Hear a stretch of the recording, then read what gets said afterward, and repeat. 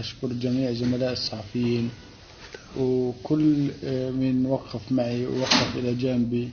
يعني أنا استمديت عزيمتي ومعنويتي من هاي الوقفات ومن هاي التضامن، وربنا يبارك فيكم. ويعني معنويتي يعني مش بس معنويتي، يعني فرحتي اللي أنا موجود فيها مش عارف أوصفها من حجم التفاعل الموجود معي. وأنا بشكر جميع مين وقف جنبي، وإن شاء الله تكون يعني حادثتي آخر حادثة وتكون للصحفيين